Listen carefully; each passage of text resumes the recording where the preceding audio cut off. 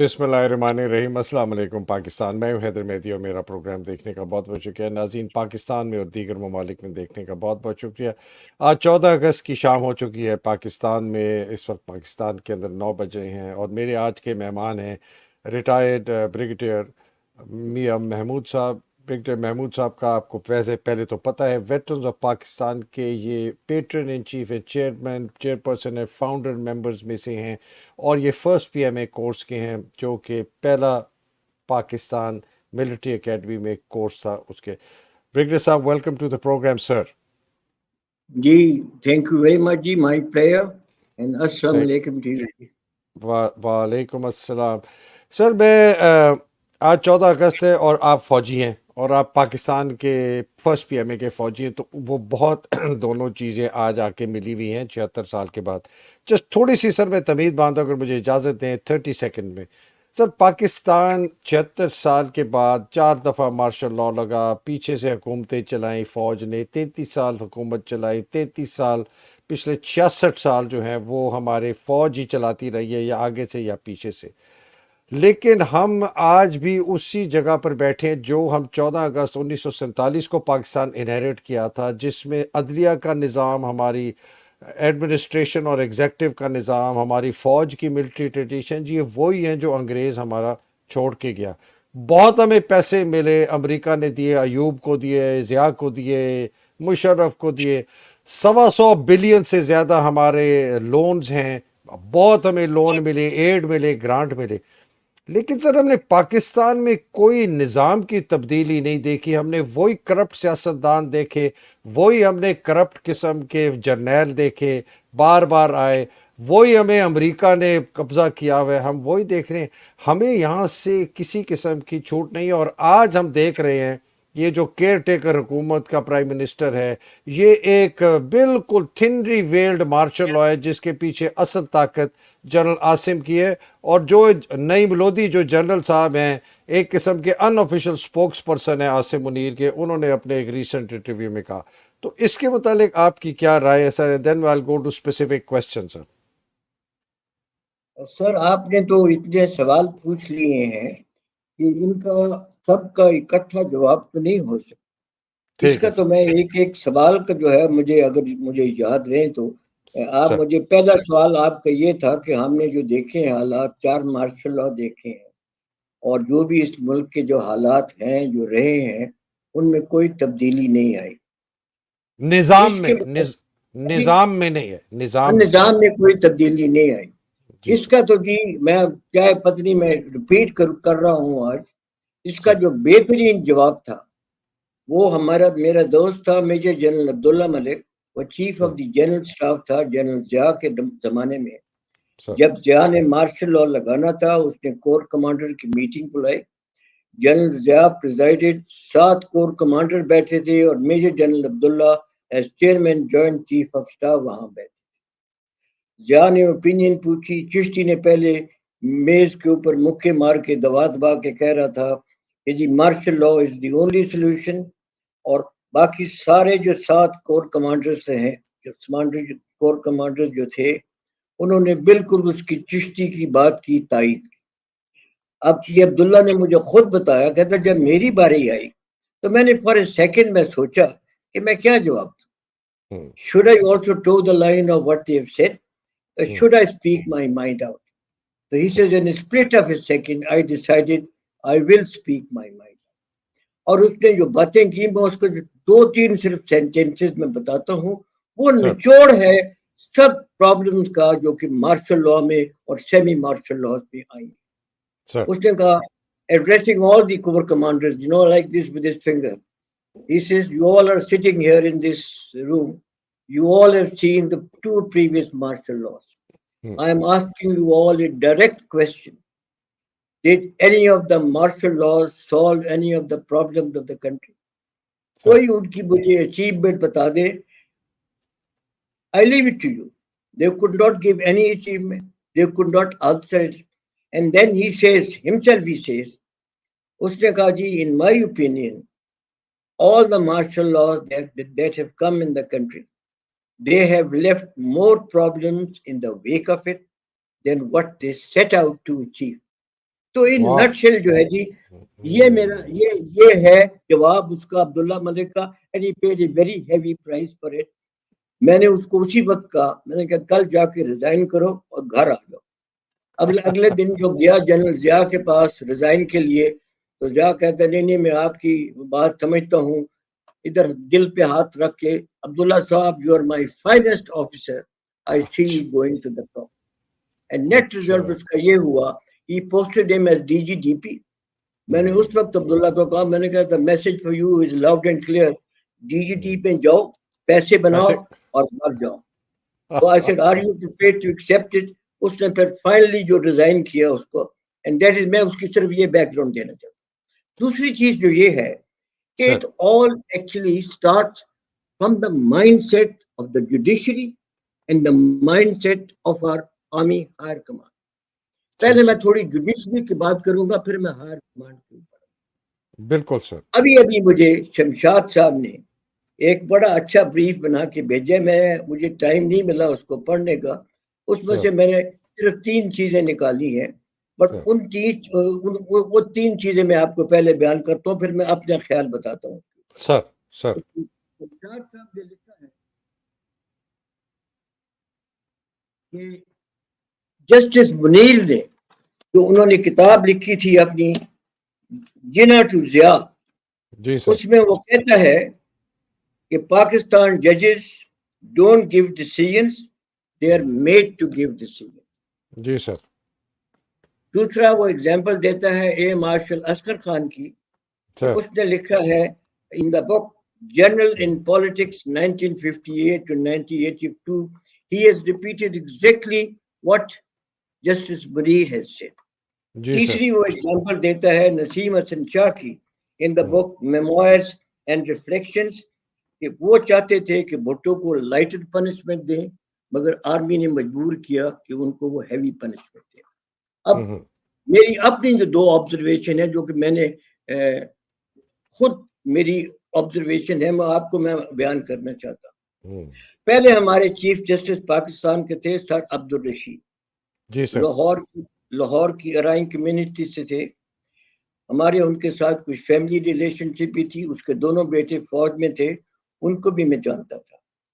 اب اس کی ایگزامپل میں آپ کو دینا چاہتا ہوں کہ جب پاکستان بنا, the prime minister of Pakistan Liaquat Ali Khan, اس نے فون کیا جسٹس سر عبدالرشید کو کہ جی میں آپ سے ملنا چاہتا ہوں.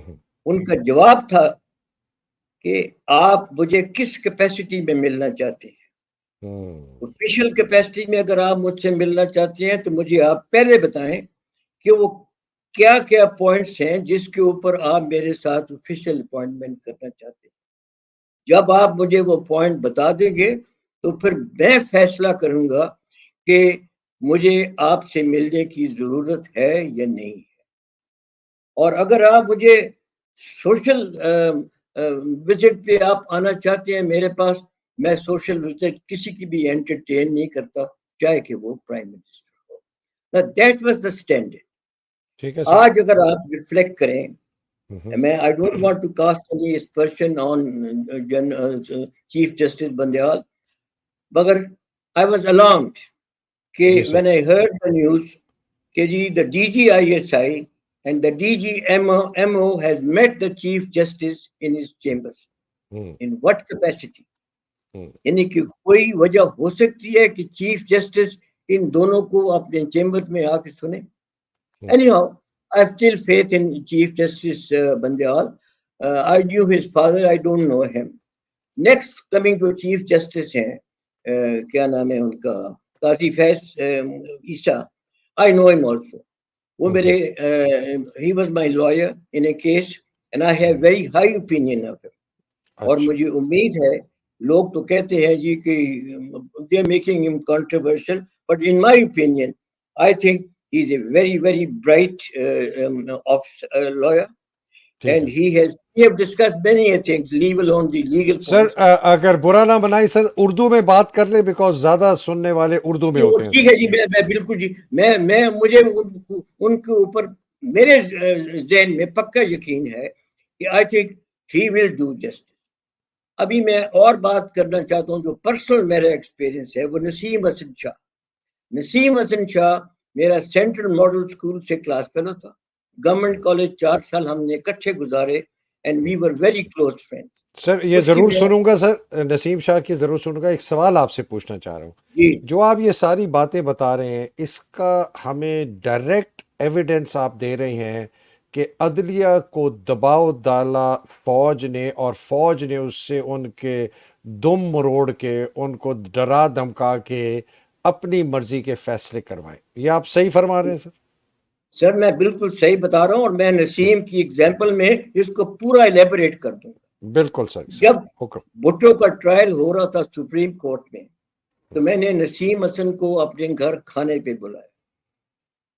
میرے ساتھ تھے منیر حسین شاہ جو کہ میرے دوست تھے گورنمنٹ کالج کے، جس کا میں نے پہلے بھی ذکر کیا، chief secretary Balochistan, chief secretary frontier province. اس کا چھوٹا بھائی لیفٹیننٹ جنرل صغیر حسین شاہ، اور ایک میرے اور دوست تھے خواجہ شاہد حسین، وہ نیفٹیک میں تھے. اور ان ہماری موجودگی میں منیر حسین نے نسیم حسین سے پوچھا، شاہ جی سانو ذرا دسو کہ اس بھٹو دے کیس دے وچ کی ہے. What was his answer? کیا جواب تھا اس کا؟ وہ کہتا ہے یار سب بکواس ہے، کسی قسم کی کوئی ایویڈنس نہیں، اور کوئی اس بیسس جو تے مرڈر دا جڑا کیس ہے نہیں بنا سکتا. شاہد حسین is still living. He is now moved to Islamabad. If you want, I can bring him as a witness sometime. That G he نہیں heard سر it بات ہے also. نا، نہیں سر ٹھیک ہے جی. مانتے ہیں. اب تھوڑے دنوں کے بعد Bhutto came for trial and appeared in the Supreme Court. نسیم حسن شاہ نے مجھے 4 دن کے پاس دیے کہ تم ضرور آنا، آ کر بھٹو کا ٹرائل جو ہے، بھٹو جو باتیں کرتے ہیں وہ کورٹ میں اس کو سن. پہلے دن میں جب میں گیا تو بھٹو نے جو سارا دن بھٹو ایڈریس کرتا رہا کورٹ کو. جب کورٹ ایڈجرن ہوئی میں اس کے چیمبر میں گیا. اب جو بات ہوئی ہے میری اس کے ساتھ وہ آپ کو سب چیز بتا دے گی کہ ذہنی کیفیت کیا ہوتی ہے ہمارے ججز.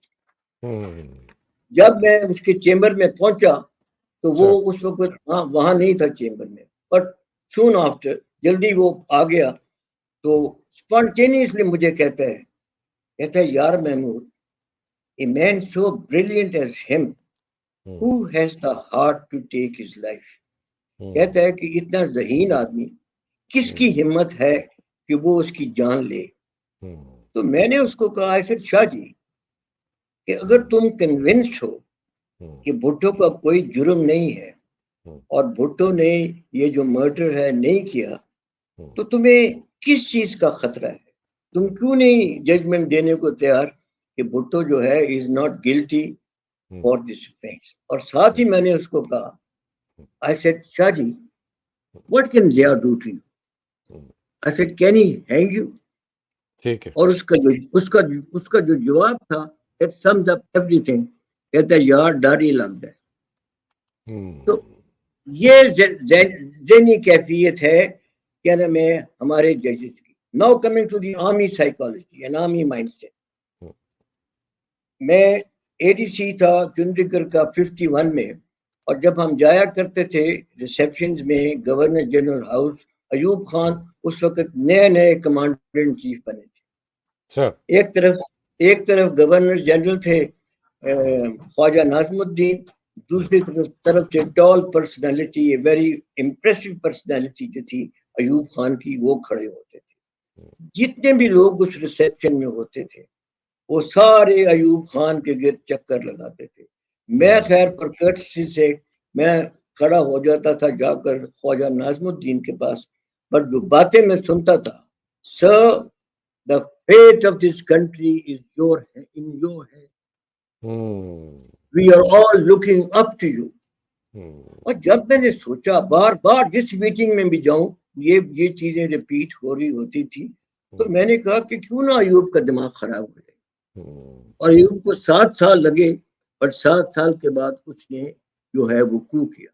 آج کے حالات آپ دیکھیں، میں بیچ میں ان بٹوین نہیں جاتا، ہاں نہیں کہ آج کے حالات پہ آج پچھلے کئی دنوں سے اور پچھلے میرے خیال میں 1 مہینے سے شہباز دن رات اس کی کیا ریٹ ہے کہ جناب کوئی چیز ہم نہیں کر سکتے تھے جب تک جنرل عاصم منیر جو ہے ہماری مدد نہیں. اور یہ وہی لوگ ہیں 2 سال پہلے گالیاں دے رہے تھے آرمی کو، آرمی ہائر کمانڈ کو. یہ پچھلے 2 مہینے سے بار بار ان کے یہی ہے کہ جناب اگر جنرل عاصم منیر نہ ہوتے تو ہم کچھ نہیں کر سکتے. مطلب یہ ہے کہ یہ حکومت جو تھی یہ صرف تماشا تھی، سارا کام جو کر رہا تھا وہ عاصم منیر کر رہا تھا. تو آپ اس سے اندازہ لگائیں. میں سر اگر معذرت چاہ کے ایک کامنٹ کروں، سارا جو بیڑا غرق ہوا ہے پچھلے 16 مہینے میں اس کا ذمہ دار عاصم منیر ہے. وہ ٹھیک ہے، دیکھیں جی عاصم منیر تو بعد میں آیا، پہلے جنرل باجوہ تھا. اور باجوہ تھا ہاں میں آپ کو ایک چیز اور بڑی وضاحت سے آپ کہنا چاہتا ہوں سر کہ نہ باجوہ ہے نہ عاصم منیر، سب کا ذمہ دار امریکہ ہے. اور جنرل باجوہ اور عاصم منیر انفارچونیٹلی یہ ان کی لائن تو کر سر یہ تو مشہور ہے نا سر کہ اگر آپ کا باہر کا دشمن گھر کے اندر گڑبڑ کرنا چاہتا ہے تو اس کو گھر کے اندر سے غدار کی ضرورت ہوتی ہے. جی بالکل. اور دیکھیں نا جی، میں جب آپ آئیں گے کیا نام ہے جو جنرل نعیم نے باتیں کی ہیں سر اس پہ آ جاتے ہیں ایک سر اس پہ. پوائنٹ اس میں سے لے کے ابھی بتاتا ہوں.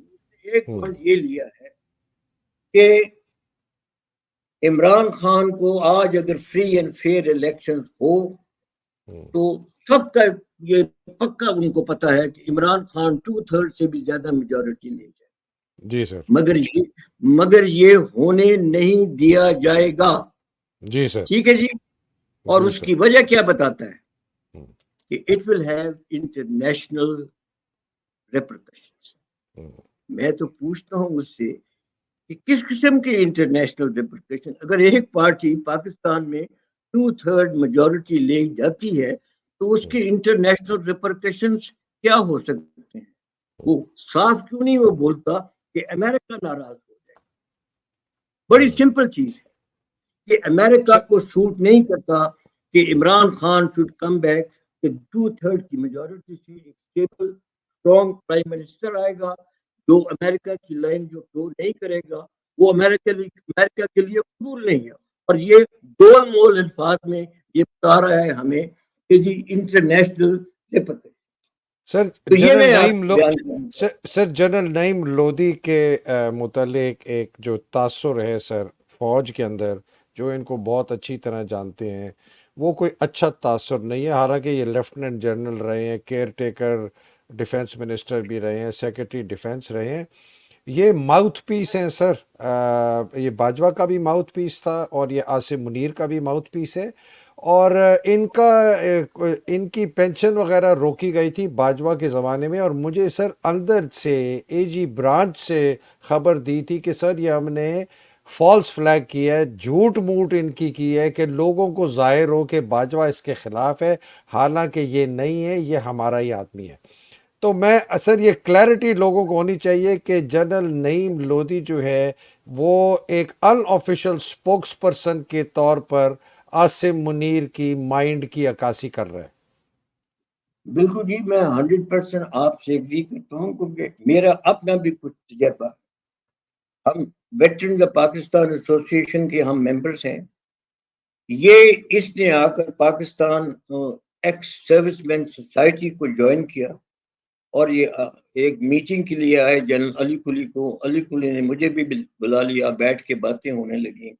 تو یہ کہنے لگے کہ جی پیس کی اور جو ویٹرن پاکستان کا مرجر ہونا چاہیے. میں اس کی ڈیٹیل میں نہیں جانا چاہتا ہوں. میری یہ پہلی میٹنگ جو تھی ان کی اس سے ہوئی.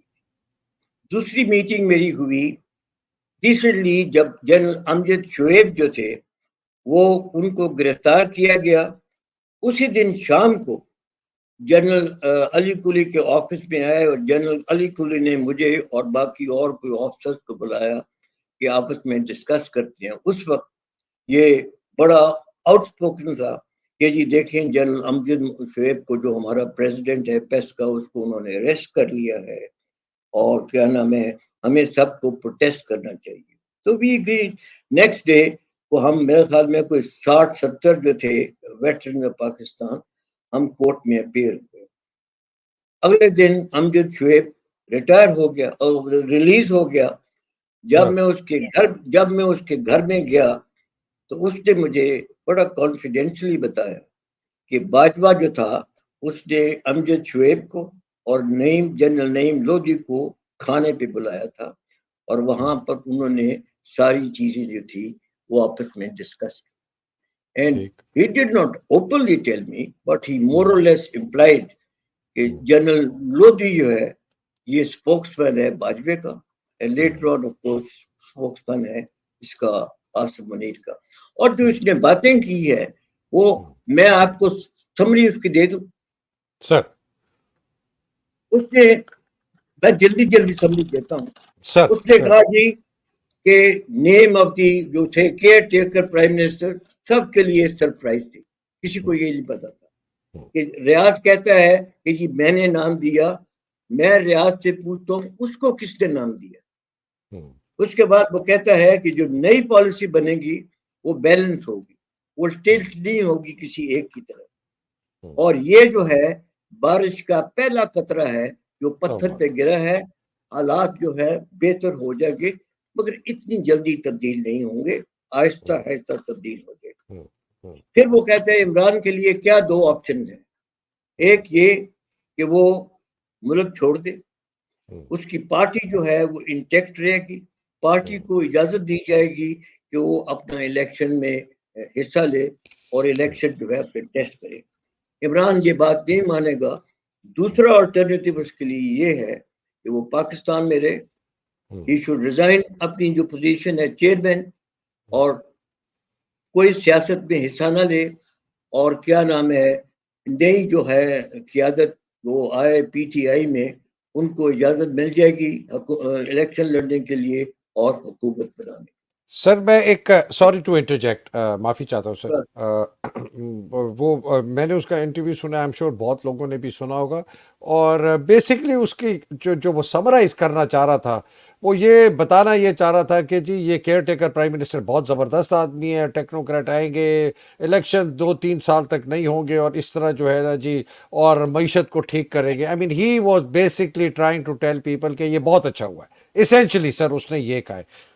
میں آپ سے ہاں آپ سے سوال سر یہ ہے, آپ سے سوال یہ ہے کہ جو یہ نعیم لودھی جو کہ ایک بکا ہوا جرنیل ہے عاصم منیر کا, میری نظر میں یہ جو عکاسی کر رہا ہے عاصم منیر کے ارادوں کی کہ 2-3 سال تک حکومت چلے گی, معیشت کو ٹھیک کریں گے, بیلنسڈ ہوگا, پیپلز پارٹی کو بھی رگڑ دیں گے, مسلم لیگ کو بھی دیں گے, عمران کو نہیں حصہ لینے دیں گے, الیکشن نہیں ہوں گے, اس سے پاکستان کے مسئلے حل ہو جائیں گے؟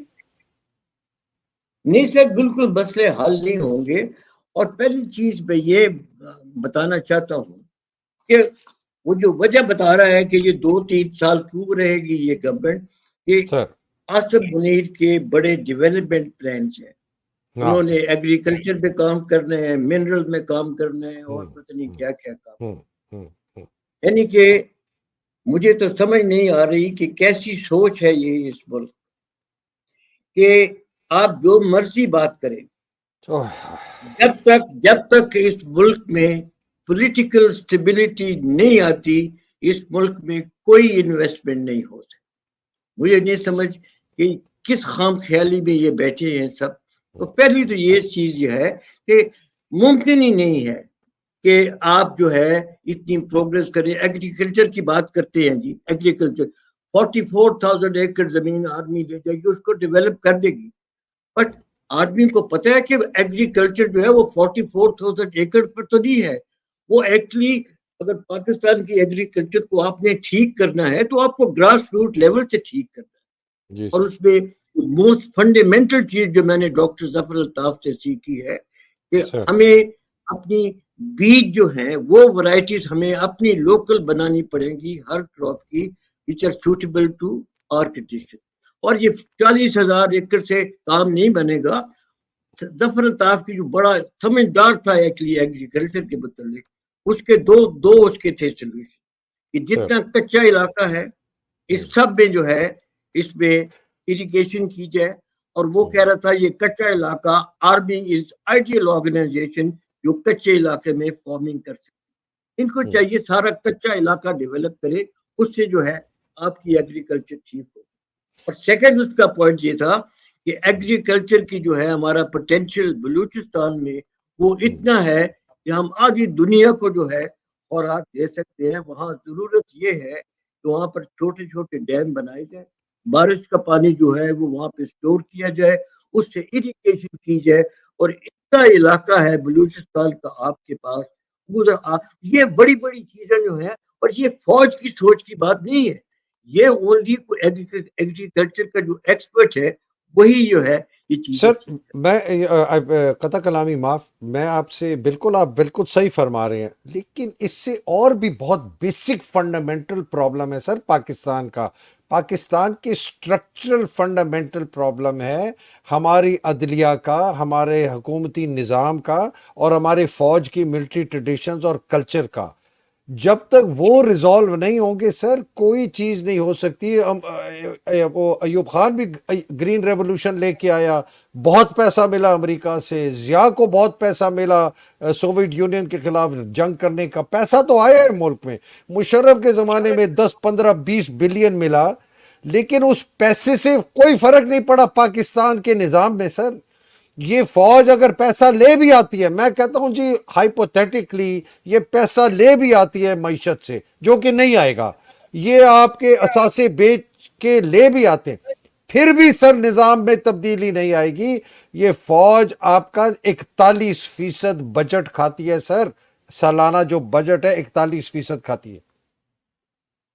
نہیں، وہ آپ کی بات بالکل ٹھیک ہے، یہ ہماری فوج کے جو ہے نا جی ایکسپینسز وہ اتنے زیادہ ہیں کہ وہ یہ اس ملک کی جو ہے کیا نام ہے اکانومی وہ برداشت نہیں کر سکتی۔ سر مگر اس سے بھی زیادہ سر جو سب سے بڑا مسئلہ ہے، جو میں نے شروع میں بھی کچھ ہنٹ دیا تھا، سر وہ ہے کانسٹیٹیوشن۔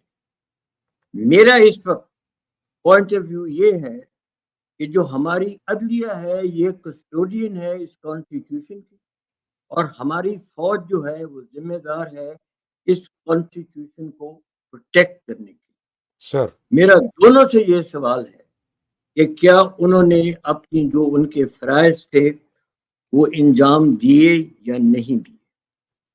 ہمارا جو سر میں کانسٹیٹیوشن سر ہمارا جو آپ سے سوال پوچھتا ہوں سر، اسی میں سوال پوچھتا ہوں، لیکن اس کا ذمہ دار کون ہے سر؟ اس کا ذمہ دار عدلیہ ہے یا اس کا ذمہ دار وہ فوج ہے جو ڈراتی ہے، دھمکاتی ہے، بندوق کی نوک پر عدلیہ کو ڈراتی ہے؟ مجھے بتائیں سر، کون میں ذمہ دار ہے؟ سمجھتا ہوں کہ دونوں جو ہیں نہیں سر، ایکولی گلٹی ہیں۔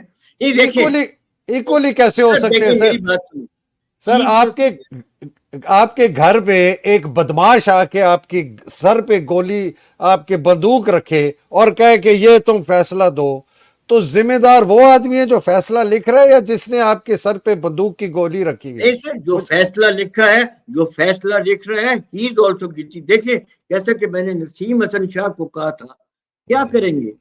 پھانسی دے دیں گے ججز کو؟ سوال ہی نہیں پیدا ہوتا۔ دے میں ہام دیں، نکال دیں گے، یہ کریں گے، بٹ کوئی پھانسی نہیں دے سکتا ان کو۔ تو اتنی ہمت ان کو ہونی چاہیے کہ for the cause of the country, یعنی کہ وہ ان کو چاہیے کہ ایک اپنا دل مضبوط کرے اور فیصلہ لکھے۔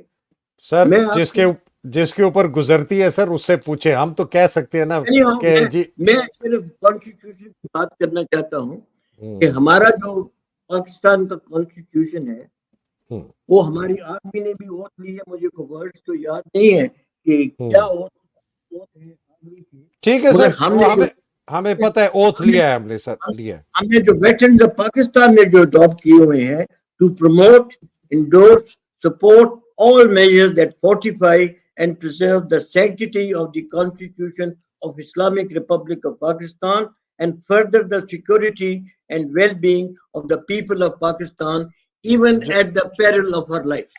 ٹھیک ہے دیکھیے جی. صاحب میں آپ کے نا آپ کو جنرل علی کلی کو خدا کی قسم دونوں ہاتھوں سے سلوٹ کرتا ہوں، اس لیے کہ آپ ان بہت چند آٹے میں نمک جیسے فوجی ہیں جنہوں کی میں اتنی جرت کی ہے جو کہ یہ کام کر رہے ہیں سر.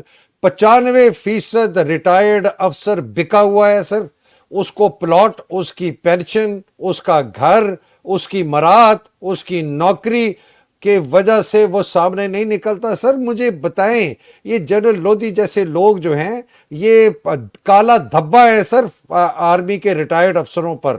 کوئی نہیں نکلتا. آپ کے ساتھ چند سر 4-5 لیفٹیننٹ جنرل ہیں، 2-3 میجر جنرل ہیں، شاید 50-60 آپ کے ساتھ بریگیڈیئر ہیں. یہ ہزاروں میں ہیں سر. یہ 50 25 30 40 50 60 ہزار ریٹائرڈ افسر ہیں سر، شاید لاکھوں میں ہوگا. کدھر ہیں وہ؟ میں آپ کی بات سمجھتا ہوں اور متفق ہوں، مگر میں اپنی آرگنائزیشن کے اوپر جب ٹائم آئے گا تھوڑی سی میں آپ کو بریک ڈاؤن دوں گا کہ ہم نے کیا کام کیا ہے ان دا پاسٹ، کیا ہماری اسٹرینتھ ہے، کیا ہماری ویکنیس ہے. اچھا سر اس کو ہم اگلی نشست میں لیں گے. آج پاکستان کی بات کریں سر کہ افواج پاکستان. سر میرا سوال ہے سر، آخری سوال ہے. I want to wrap this up. آج کا آخری سوال یہ ہے کہ افواج پاکستان کی بے لاگ بے لگام طاقت، اس کے آرمی چیف کی بے لاگ بے لگام طاقت، جس کی وجہ سے آج وہ ہم دیکھ رہے ہیں جو حالات ہیں، اس کو کیسے قابو کیا جائے سر؟ یہ سوال ہے آپ سے.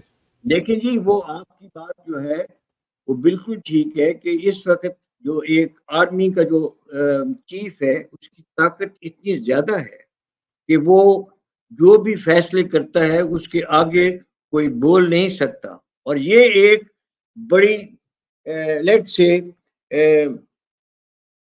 ڈینجرس سچویشن ہے کہ ان دا سینس کہ اس وقت ایک آدمی جو ہے وہ سارے فیصلے کرتا ہے. اور پہلے زمانے میں جو ہم نے پچھلے دور دیکھے آرمی چیف کے، اس وقت بھی یہ سوچ تھی، مگر اس وقت کرٹیسزم سن لیا جاتا تھا آرمی کے اندر سے. آج جو زیادہ خطرناک چیز ہے کہ جو پریزنٹ اس وقت جو ہے آرمی کی ہائی کمانڈ، ایک تو وہ دوسروں کی پازیٹیو کرٹیسزم سجیشن سننے کو تیار نہیں. وہ سمجھتے ہیں کہ جو ان کی سوچ ہے وہ جو ہے وہ فائنل ہے. اور اس لیے اس سے کیا نام ہے جو خطرہ جو ہے وہ اس چیز کا کہ ایک آدمی جو ہے ملک کی تقدیر کی وہ فیصلے کرتا ہے. جو ضرورت ہے ہمیں، I think we need collective wisdom more than any time before. میری سوچ میں کہ اس میں ایک سٹیبل گورنمنٹ بننی چاہیے جس کی پولیٹیکل سپورٹ ہو، جس کے روٹس ہوں عوام میں. اور وہ جو نئی گورنمنٹ، سوال ہے سر کیسے؟ سر سوال یہ ہے کیسے؟ سر سوال یہ نہیں ہے کہ بننی چاہیے، ہمیں پتہ ہے کہ بننی چاہیے، کیسے ہوگا یہ؟ اس کے بغیر گزارا نہیں ہو سکتا. اور یہ میں جہاں تک کہ جو میں نے سمجھا ہوں نعیم لودھی کے جو انٹرویو سے اس چیز کا احساس ہے، اور یہ موجودہ فوجی قیادت کو بھی احساس ہے. صرف جو بات وہ کر رہا ہے کہ یہ ٹرانزیشن آہستہ آہستہ آئے گی، ایک دم نہیں آئے گی. میں اپنی سوچ میں یہ ٹرانزیشن ہمیں دیر نہیں کرنی چاہیے، اس ٹرانزیشن کو ہمیں جلدی جو ہے امپلیمنٹ کرنا چاہیے. اور اس کے اوپر اور کوئی اور طریقہ نہیں ہے کہ فری اینڈ فیئر الیکشن کرائیں، ایک سٹیبل گورنمنٹ آئے. اور سٹیبل گورنمنٹ جو ہے وہ اپوزیشن کے ساتھ بیٹھ کے میرا سوال کچھ اور ہے. میں آپ سے بار بار سوال یہ پوچھ رہا ہوں، یہ ہم سب کو پتہ ہے سر کہ ایک سٹیبل گورنمنٹ آنی چاہیے، فری فیئر الیکشن ہونا چاہیے. سوال میرا یہ نہیں ہے. میرا سوال آپ سے یہ ہے کہ یہ جو قابض فوج بیٹھی ہوئی ہے پاکستان کے اوپر قبضہ کر کے، اور اس کا آرمی چیف نے قبضہ کیا ہوا ہے حکومت پہ، اس کی طاقت کو کیسے ختم کیا جائے کہ ہم آگے بڑھ کے فری اینڈ فیئر الیکشن کرائیں؟ میں یہ سوال آپ سے کر رہا ہوں. سر اس کے تو دو ہی طریقے ہیں. ایک تو جیسا کہ میں نے کہا تھا آپ کو پہلے جوڈیشری کا، دوسرا طریقہ یہ ہے کہ پاکستان کے عوام جو ہیں وہ سڑکوں پہ نکلے. بالکل. جہاں تک کہ پاکستان کے عوام کے سڑکوں پہ نکلنے کا تعلق ہے، میں اپنی کچھ ہمبل جو ہماری کوشش ہے وہ میں سر آپ کو بیان کرنا چاہتا سر پلیز. ہوں. ہم پچھلے ایک مہینے سے جو پاکستانی ایکسپیٹریٹس ہیں وہ ڈاکٹر ناصر شاہد وہ آئے تھے, ان کے ساتھ ہماری بڑی ڈیٹیل میٹنگ ہوئی تھی. آج کل بھی ہم روزانہ ایک دوسرے کے ساتھ جو ہے کانٹیکٹ میں ہیں. سر اور فیصلہ یہ ہوا ہے جو کہ میں اناؤنس کرنا چاہتا ہوں, مجھے کوئی اس میں کچھ پانے کی ضرورت نہیں ہے, کوئی سیکرٹ جی اس میں کوئی نہیں ہے. جی فیصلہ سر. یہ ہوا ہے کہ 10 سپٹمبر کو 1000 ایکسپیٹریٹ ڈاکٹرز جو ہیں یہ آئیں گے from all over the world. ٹھیک ہے سر. اپنے ساتھ جو انہوں نے ارینجمنٹ کیے ہیں, سر اپنے ساتھ جو پریس, انٹرنیشنل پریس کو اپنے ساتھ لے کے آ رہے ہیں ٹھیک تاکہ ہے سر. ان کو انٹرنیشنل کوریج ملے. ہوں. اس میں ہم جو ویٹرنز آف پاکستان ہیں, ہم اپنی ہمبل کنٹریبیوشن جو بھی ہم سے ہو سکی ہم کریں. اب اوکے. ہم 1000 2000 کتنے بندے, ہماری جو پرابلم ہے صرف یہ ہے کہ ہمارے ایکس سروس مین جو ہیں وہ سکیٹرڈ ہیں. 30 لاکھ ایکس سروس مین ہیں, وہ سکیٹرڈ ہیں. ایک جگہ کے اوپر ہمارے لیے 15-20 ہزار بندے اکٹھے کرنے بڑے مشکل. اچھا سر, ہم 30 لاکھ ہیں ایکس سروس مین, 30 جی لاکھ 30 لاکھ ایکس سروس مین ہیں. سر. اس کے اندر کتنے فوجی افسر ہیں سر؟ میں صرف یہ پوچھا, کچھ ہے نمبر آپ کے میں پاس؟ یہ میرے پاس کوئی ریشو نہیں پتا, مجھے اوور آل فگر پتا ہے. اور ہم یہ ہے کہ ہم کوشش یہ کر رہے ہیں کہ 1000 2000 3000 آدمی جو ہیں ہم ایک جگہ پہ اکٹھے کر سکیں. تو دس ول بی اے سیمبلنس جو ہے ہماری جو ریپرزنٹیشن کی. ادروائز جہاں تک کہ ہماری فالوئنگ کا تعلق ہے, میں آپ کو صرف اتنا بتا دوں کہ ہماری آرگنائزیشن سب صوبوں میں ہے. سندھ کا میں نے ابھی آپ کو بھیجی ہے, انڈیپینڈنس ڈے منا رہے ہیں دادو میں, اور جگہ سے بھی ہمیں سر رپورٹ 1 لاکھ بھی, اس 30 لاکھ میں سے 1 لاکھ بھی ریٹائرڈ فوجی نکل آیا ہے نا, تو یہ دم دبا کے بھاگیں گے سارے. سر. میں تو یہ دیکھیں 1 لاکھ فوجی اکٹھے کرنا اٹ از امپاسبل. کہ سر وہ ہر سارے جگہ, جو ہیں ہر شہر وہ قصبے سارے میں نکلے. دیکھیں جی, میرا بڑا تجربہ ہے, میں نے ہوں. سب جگہ ٹور کیے. جب ہم سر اپنی ممبرشپ ڈرائیو کر رہے تھے, ہم نے کئی 100 ہم علاقوں میں گئے, شہروں میں. ہم شروع میں نے کیا کبیر والا, خانے وال, ٹھیک ملتان, ٹھیک بھاول ٹھیک نگر, بھاول ٹھیک پور, ٹھیک. لودھنا. میں کتنی جگہ میں ان کا نام, جہاں بھی ہم جاتے تھے 500 600 1,000 ایکس سروس مین اکٹھا ہوتا تھا. اور وہ ہمیں کہتے تھے کہ جی ہم تو آپ کا انتظار کر رہے ہیں, آپ آئیں, آپ بڑی دیر سے آئے ہیں. تو سب ہمارے ممبر تھے. اچھا. پرابلم یہ ہے کہ ابھی اس عمر میں, کیونکہ جب کورونا آیا تو ہماری انٹرپشن ہوگی آرگنائزیشن. اس عمر میں ابھی ہمارے لیے وہ ٹور کرنے سارے علاقوں کے مشکل ہے. ہم کوشش کر رہے ہیں کہ ہم ینگ جنریشن کے آفیسر جو ہیں ان کو لے, وہ جائیں اپنے سارے رورل ایریاز میں, ہر جگہ ان کوئی نہیں کو جائے اکٹھا کریں. گا, بکے ہوئے اس ہیں وقت سر, کوئی نہیں جائے گا سر. بکے ہوئے ہیں, بکے ہوئے ہیں سر, پلاٹ ہے. میں دیکھتا نہیں ہوں نہیں میرے. سر, نہیں, میں اس چیز سے متفق نہیں ہوں. مجھے اچھا میں نے بڑا تجربہ ہے. میں کو 100 جگہ گیا ہوں, ہر سر. جگہ سے مجھے رسپانس آتی تھی, جی آپ کدھر سے, آپ آئے ہیں ہمارے پاس. And they all became immediately وہاں پر ممبرشپ انہوں نے سائن کر کے, ابھی بھی ہمارے پاس فارم ہے. بٹ بڑی تبدیلی ہو گئی ہے کورونا کے زمانے میں. ہم چلو اللہ ان ایکٹیو ہو گئے تھے, بڑی اچھا. چینجز ہو گئی ہیں. ابھی ہم ممبرشپ دوبارہ شروع کر رہے ہیں. ہمارا سر اس کی بات ایک ویٹرنز آف پاکستان کے اگلی نشست میں کریں گے. آئی ڈونٹ وانٹ کہ ہمارا ڈائلیوٹ ہو. میں آخری میسج سر ٹھیک آپ ہے. نے جو دیا ہے وہ یہ ہے کہ عوام سڑکوں پہ نکلے. اگر عوام سڑکوں پہ نہیں نکلے گی تو تبدیلی نہیں ہوگا. دوسرا آپ نے کہا ہے کہ عدلیہ کو کھڑا ہونا پڑے گا.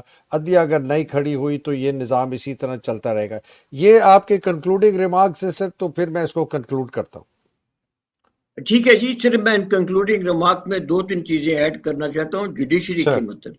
سر کہ دیکھیں جی, دیر از اے ویری امپورٹنٹ سیئنگ کہ کوئی گورنمنٹ, کوئی آرمی جو ہے, they cannot win peace or war until they define their political and military ends. کہ ان کو تعین کرنا پڑے گا اپنے جو ہیں جو حدود سیاسی مقاصد اور فوجی مقاصد کو فوجی تعین کرنا مقاصد پڑے. یہ تعین کرنے جو ہے بہت ضروری ہے. ان کے بغیر کوئی چیز جو ہے کامیاب نہیں ہو سکتی. اور دوسرا سر ہم نے کانسٹیٹیوشن کی بات کی تھی. ہمارے کانسٹیٹیوشن کا پریمبل کیا کہتا ہے؟ The principles of democracy, freedom, equality, sir tolerance of social justice as enshrined in Islam must, کوئی آپشن نہیں دیتا, must be observed. اور جب تک ہم ان چیزوں پہ عمل نہیں کرتے یعنی کہ اور سر کوئی علاج جی نہیں. ٹھیک ہے سر, سمجھ گئے سر. بس مسئلہ صرف یہ ہے کہ جگہ بدماش پاکستان کے اوپر قبضہ ہے اور اس کی عکاسی کرتا ہے پاکستان کی افواج کا آرمی چیف. پاکستان کی افواج جو ہے اس کا جو سرونگ افسر ہے وہ بکا ہوا ہے, پلاٹ, گھر, پینشن, مراد کی وجہ سے. وہ اس کو نہ آئین کی فکر ہے نہ اس کو قانون کی فکر ہے. اس کو صرف پتہ ہے کہ جی میرے جو ہے نا مراد ہی ہیں. اور اوپر جو سر اس کے ٹھیک ہے, ہم نے اس چیز کے اوپر کافی بات کر لی ہے. میں اس ہاں وقت دوبارہ ایمفیسائز کرنا چاہتا ہوں کہ سر سب سے زیادہ خطرہ اگر ہمیں آج ہے تو یہ ہے فورن تھریٹ. جہاں تک کہ امریکہ اور انڈیا نے ہے, انہوں نے ہمارے دروازے کے پر آ کر ہمیں کھلی وارننگ دی ہے. وہ جوائنٹ سٹیٹمنٹ کیا کہتی ہے؟ تو سر مجھے یہ بتائیں, وہ تو بات ٹھیک ہے سر, مجھے یہ بتائیں باجوہ حسین حقانی کے ساتھ اور اجیت دوول کے ساتھ پیچھے behind the back of the serving government کیوں باتیں کر رہا تھا؟ ہمیں سر باہر نہیں دیکھنا چاہیے, پہلے ہمیں اپنے گھر میں دیکھیں سر. یہ بڑا ایک آسان طریقہ ہوتا ہے سر کہ جی باہر سے ہمیں تھریٹ ہے, جی پاکستان بچو, پاکستان خطر. اور سر ہمارے اپنے غدار بیٹھے ہیں جنہوں نے اپنے آپ کو بیچا, قبضہ کر لیا سر ملک پہ. آپ کو 1.5-2 سال سے اپنی فوج نے اپنے ہی ملک پہ قبضہ کر لیا. یہ کسی آپ کو دنیا میں کہیں ملا ہے سر؟ یہ مجھے بتائیں, مجھے تو رونا آتا ہے سر. دیکھو جی, میں صرف آپ کو ایمفیسس جو اس وقت دے رہا ہوں کہ قوم کو اپنی آواز بلند کرنی پڑے گی کہ ہمیں امریکن ہیجمنی توڑنی پڑے گی. جب تک کہ قوم نہیں بولے گی خود بخود آپ کو کوئی آزادی نہیں دے گا. اور بالکل قوم صحیح کہ بولنے کا بھی ایک ہی طریقہ ہے کہ قوم جو ہے وہ پیسفل ڈیمونسٹریشن کے لیے اپنا باہر نکلے. اس انشاءاللہ کے سر. اب علاوہ اور سر اس کو یہاں پر یہ دیکھیں, اس کو یہاں ریپ اپ کرتے ہیں سر, اس کو پلیز, بیکاز یہ انشاءاللہ ہم اس کو اگلے 2-3 دن میں نیکسٹ سیشن میں کریں گے. Last sentence from you sir and then we wrap up. Last session یہ ہے جی کہ میں آپ کو بتاتا ہوں کانسٹیٹیوشن کی امپورٹنس. یہ امریکن ہے جنرل ملی, وہ چیئرمین ہے جوائنٹ چیف آف سٹاف کا امریکہ کا. اس نے 11 نومبر 2022 میں وہ کہتا ہے we take no oath to a king, a queen, a tyrant or a dictator. We take no oath to an individual. We take no oath to a country, a tribe or a religion. We take oath to the Constitution of Pakistan, and it is the duty of every sailor, soldier, guardman, coast guardman to protect the Constitution, whatever the price may be. یہ ان net اور یہ occasion ہے opening of the museum. ساری speech اس کی جو ہے وہ reflect کرتی ہے کہ کانسٹیٹیوشن کی سپورٹ کتنی ضروری ہے. سر یہ خوددار قومیں ہیں بریگیڈیئر صاحب, یہ خوددار قومیں ہیں. ان کے اندر شرم ہے, ان کے اندر حیا ہے, ان کے اندر مورل کریج ہے. یہ ہمارے بکاؤ مال جو ہے یہ وہ نہیں ہے کہ ایک پلاٹ پر بک گئے, ایک گھر پر بک گئے, 2 پلاٹوں پر بک گئے. کدھر سر یہ اس قسم کی بربریت پاکستان میں جو پچھلے 18-16 مہینے میں ہوئی ہے, فوج کے کروائی ہے, یہ کسی ایک ملک میں ہو سکتی تھی؟ نہیں ہو سکتی. سر اس کو یہاں ختم کرتے ہیں سر. یہ بڑی بڑی باتیں بڑی اچھی ہیں سننے میں, لوگوں کی تقریریں سننے میں. ہمیں اپنے گھر کو ٹھیک کرنا ہے, ہم نے اپنے فوج کے جو غدار ہیں ان کو لٹکانا ہے. ہمیں اس کے بغیر آزادی نہیں ملے گی سر, میں آپ کو کلیئرلی بتا رہا ہوں سر. دیکھیں جی, میں تو صرف سم اب یہ کروں گا کہ جب تک اس کانسٹیٹیوشن کے وائلیٹ کرنے والوں کو سیکشن 6 کے اندر کارروائی نہیں کی جاتی. بالکل صحیح، حالات بالکل صحیح، بالکل صحیح. سر اسی دعا سے میں آج کا پروگرام ختم کرتا ہوں. انشاءاللہ اگلے سیشن میں ملاقات کریں گے. پیٹے صاحب آج آپ سے بات کر کے مجھے تو یقین ہو گیا ہے کہ پاکستان کے ایکس سروس مین جو ہیں اور ویٹرنز آف پاکستان میں ایسے لوگوں کے دل ابھی بھی دھڑکتے ہیں جو پاکستان کے لیے دھڑکتے ہیں. بہت بہت شکریہ سر. اللہ سبحانہ تعالیٰ آپ کو حفظ و امان میں رکھے، آپ کی صحت دے، آپ کے اہل و عیال کو رکھے، پاکستان کو رکھے، پاکستان کی حقیقی آزادی کی جنگ لڑنے والوں کو رکھے. جو بیچارے شہید ہو گئے ان بیچاروں کا اللہ سبحانہ تعالیٰ درجات ان کے بلند کرے. اور جو ہماری خواتین خاص طور پہ قید میں ہیں سر، یہ 47 ڈگری گرمی میں سر یہ لوگ رہ رہے ہیں. ذرا لوگ آدھا گھنٹہ جا کے باہر کھڑے ہوئے، ان کو پتہ چلے گا کہ کیا مصیبت حالات ہیں بیچاری خواتین کا، لوگوں کو جو جیل میں. تب تک کے لیے سر اجازت دیجیے، اگلی نشست میں ملاقات ہوگی. پاکستان زندہ باد، پاکستان پائندہ باد. الہی آمین. السلام علیکم، خدا حافظ سر. جی بہت